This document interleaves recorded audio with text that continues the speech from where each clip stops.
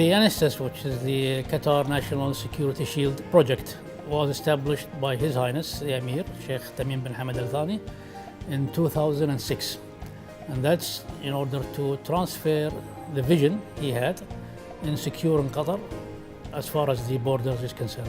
The team consisted of all key players within the state. And at the end of mid-2007, this is when it was announced and the bidder was selected, the main contractor, and the implementation started at the beginning of 2008. It was a very interesting period, a lot of work, a lot of hard work done, a lot of surveys. So we almost were ready by the time, we've sent the bids, and we knew exactly what we wanted.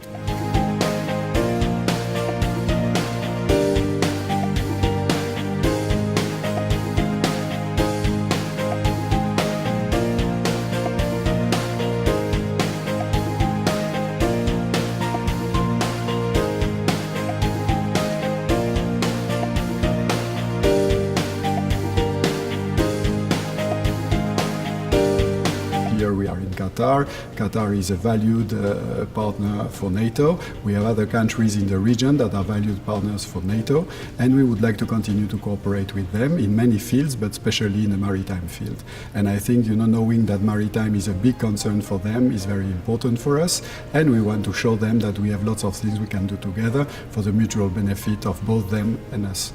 Qatar is a very valued partner, and of course we had lots of training with them, we had lots of conferences, seminars, what we call partnership activities. But this is nothing compared with their contribution to Operation Unified Protector, which was a NATO operation launched in Libya in 2011, where Qatari planes, flew side by side with NATO planes. And this created, a cement for the relationship that brought the relationship to another level. And of course Qatar is continuing to cooperate with us. They will host in the coming months a big conference, on weapons of mass destruction, which is, I think, a very topical subject these days. This is only the start of a thing, but it's clear that the Libya operation brought the cooperation with Qatar, but also with countries in the region, to another level.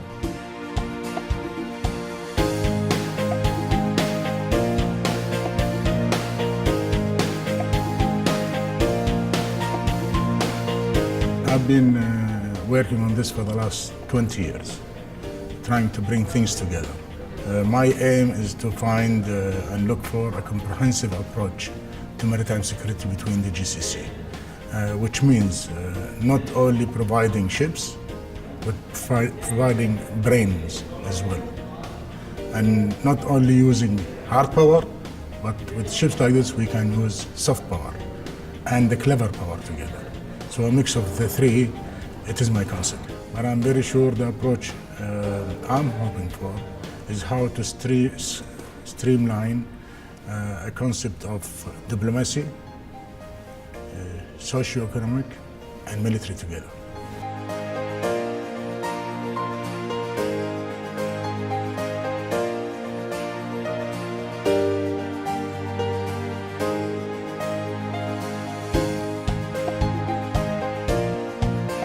I retired from the Navy 2 years ago and joined Airbus Group as a defense advisor.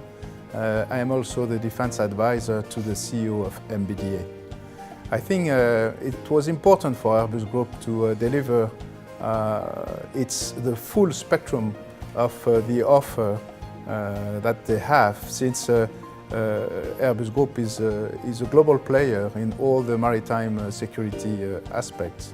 First of all, I would insist on the strategic aspects of maritime security, since our societies, our states, our economies are completely dependent now on the free use of maritime routes, and one can say today that the strategic factor is globalization, but globalization is completely based on the free use of maritime routes. So, of course, this free use of maritime use is a huge opportunity for trade, for the countries to exchange, but also it gives opportunities to the bad guys to make a bad use of this freedom. And that raises the security challenges at sea.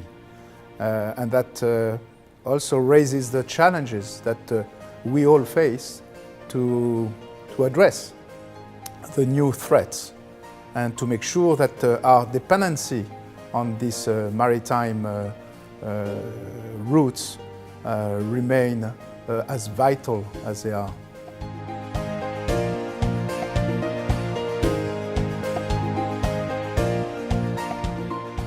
I guess that the organizers kindly invited the Maritime Interdiction Operational Training Center to be present at this very important and significant conference, exactly to lighten the training perspective of the maritime security operations. And I started my presentation with a small proverb in the first slide, saying that if you fail to prepare, you must be prepared to fail. And I think that this exactly shows the importance and the significance of education of personnel and training of the teams that are on board and conduct the boardings.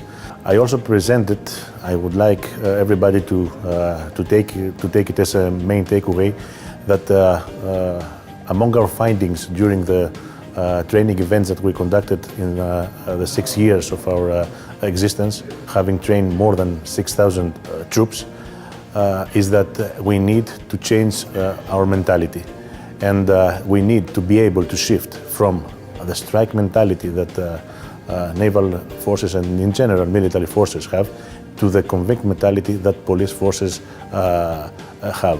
And what's that for? Because most of the missions that navies are called upon to face today have to do with law enforcement. They have a strong law enforcement element in them.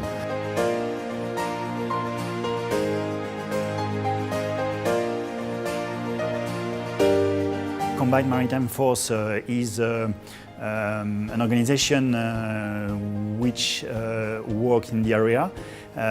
We are based in Bahrain, in Manama exactly, in the US base, and we work to promote stability within the region, and we address the counterterrorism and counter-piracy mainly from in Red Sea, in the Gulf of Aden, in the Arabian Gulf, in northwest of Indian Ocean, and Somali Basin, of course.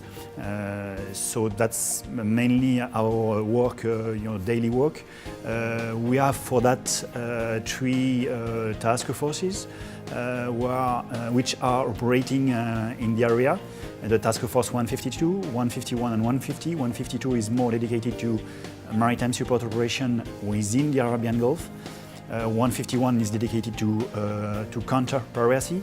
And 150, it's about maritime security operation in the northwest of Indian Ocean.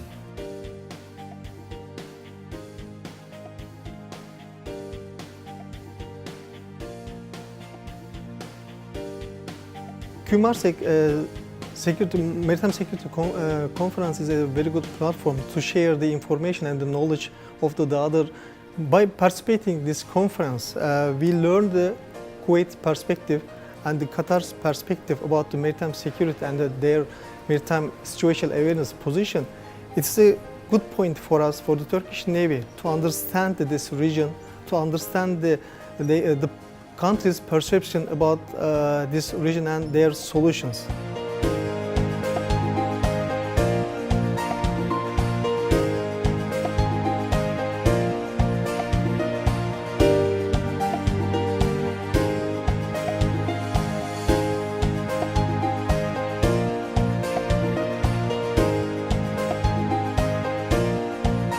It's a fact that this region, especially the region of the Indian Ocean, the Arabian Gulf, the Gulf of Aden, is becoming more and more important for the global stability, and in particular also for the maritime commerce, as 90% of the commerce is transiting through this area.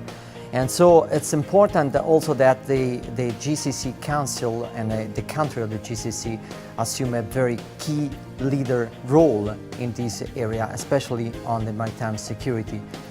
which is, of course, it's a fact that it's a global effort. It's not only a single perspective effort. And today, just to prove our friendship between Qatar and in Italy, and in particular between Qatar and the Italian Navy, I presented today at the General Almanai a plaque, which is the symbol of the Italian Navy, and of which in the center there are the symbols of the four Navy marine republics in the history, and so that is representing sometimes this gift, also a symbol of friendship between Qatar and Italy.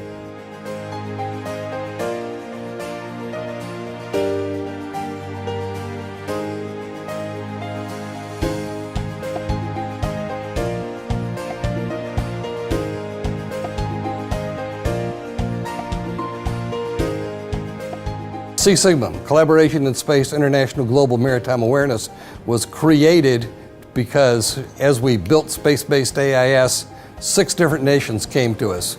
Canada, Norway, Germany, Italy, France, and Japan. And they all said, we'd like to work with you to build a maritime surveillance system.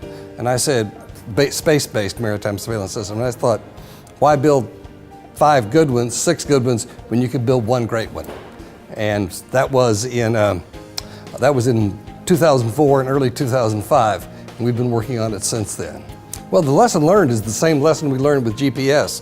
When they built GPS, they were trying to improve the accuracy of the submarine-launched ballistic missiles, not put something you could have on your phone and carry all over the world, and that is where it has gone. And when we built space-based AIS, we were trying to figure out a way to track ships to get a better idea as to who might be coming to the United States with harm in their heart, as we had just happened. It was right after 9/11, literally within a month after 9/11. And now it is being used as an anti-pollution device. It's being used to protect fishing grounds. It's being used to protect resources. It's being used as a major safety system. We never thought of that when we built it. We were trying to save the United States from a terrorist attack. I hope to see collaboration. I hope to see people working on it, not just for themselves, but bringing in the other nations of this area, if you're talking about Qatar specifically, because they all have the same needs, and none of them are very large countries. 5, 10, 15 years from now, I believe that the commercial world is going to solve the space-based AIS problem. They're well on their way. There's 26 satellites up there today. But how do you use that information? How do you use the information off space-based AIS, off the SARSATs, off the communication satellites that are giving information from the various ships reports? That's all being coordinated. There are about 11 different companies that have built data fusion systems, and yet nobody knows about them. I go around and tell them, people say, we got this problem. Well, we need to get the word out. We need to get the word out, and then we push forward from there. I'm sure we haven't solved all the technical problems in the world, but we've got an education problem here too.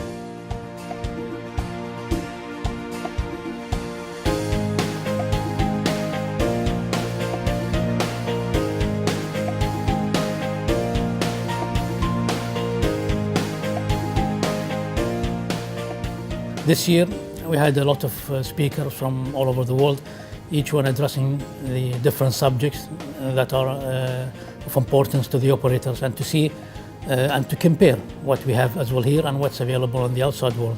So a lot of things which cannot be listed happened during this one, plus the third one, the first one. So I encourage who has ever missed the second one is to make the effort necessary to be on the third one, because it's going to be different and bigger, I think.